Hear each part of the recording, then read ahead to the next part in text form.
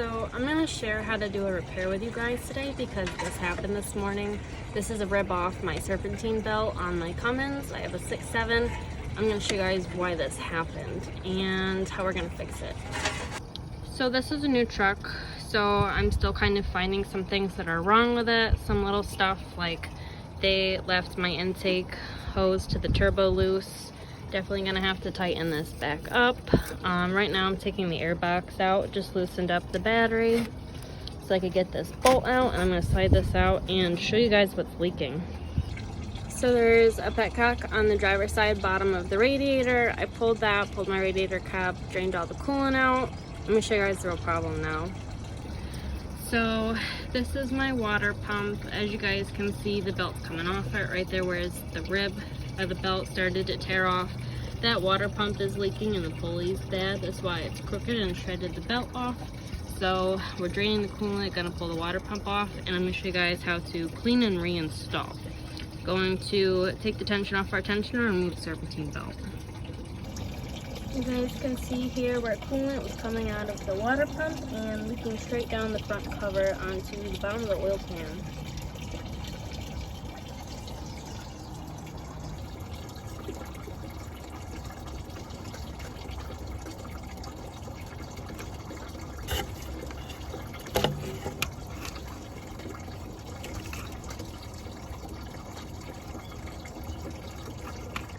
So now that my belt's off, I'm going to show you guys how much play this has, and you'll see why it's bad. Super bad, we have a problem.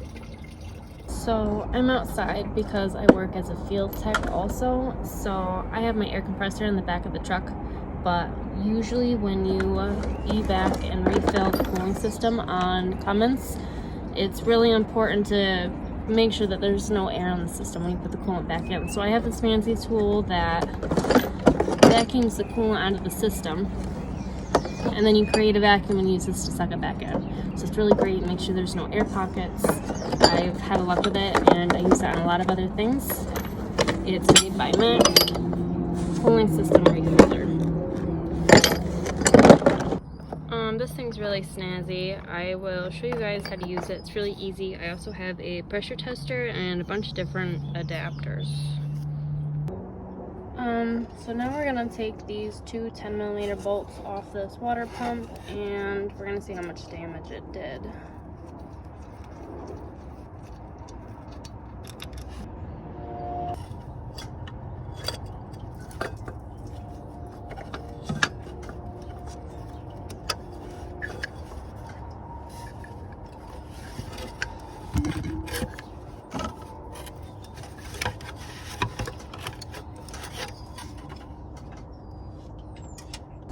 So these water pumps only go on one way.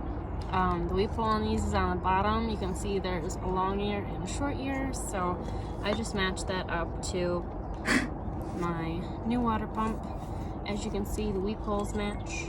So what I'm going to do is clean it up, install the new one, put my gasket on, make sure the housing is really clean, and I'll show you guys how to install. So there's my water pump housing. This gasket has to come off. What we're gonna do is we're gonna take this off. I'm gonna have to go get a pick. Oh, maybe not. Okay. Then I'm gonna take a razor, clean that up, take my whiz wheel, make sure it's all shiny, and put in my new gasket and water pump. Okay guys, so new water pump, gasket, weep hole goes on the bottom, pump goes like this, and clean housing. This is all ready to go back together.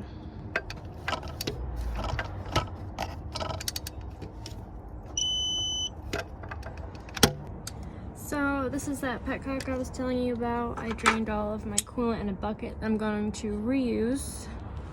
So loosen this and tighten it as needed. I'm going to pull my coolant out of here so when I put my new belt on, I don't get all the debris and shit in the coolant that I'm going to put back into my cooling system.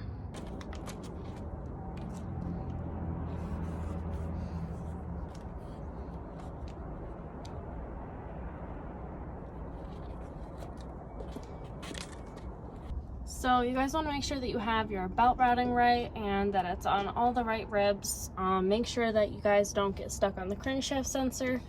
This truck looks like it's already starting to get a front crankshaft oil leak, which is actually really common with these. Just pull the front cover, replace the front crankshaft seal, and silicone the front cover, which I will show you guys how to do eventually. But now that the belt's on, I'm going to put my coolant back in.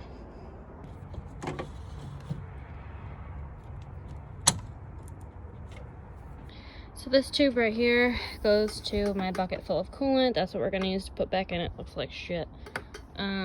This right here is the valve that opens this. We're going to pull air out of it now, create a vacuum. You watch the radiator hoses kind of collapse. This is going to be kind of like our exhaust, I guess. It's going to take the system, vacuum it, and shove all the air out. Then we're going to close the valves and use the vacuum to pull the new coolant back in.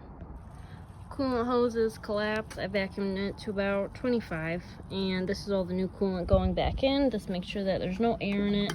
This does have a filter on the end. Just keep an eye that you don't get any crap in there. Don't pull this out until you're done, otherwise you'll ruin the vacuum. And that's how the coolant refiller works.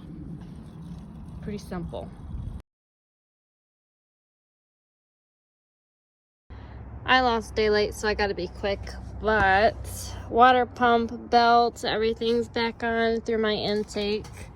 My intake, air filter box, my battery back together, and connected it at the turbo. Now I'm just gonna run it, let my coolant bleed down, make sure my radiator's full, fill off my coolant reservoir, and that is it, guys.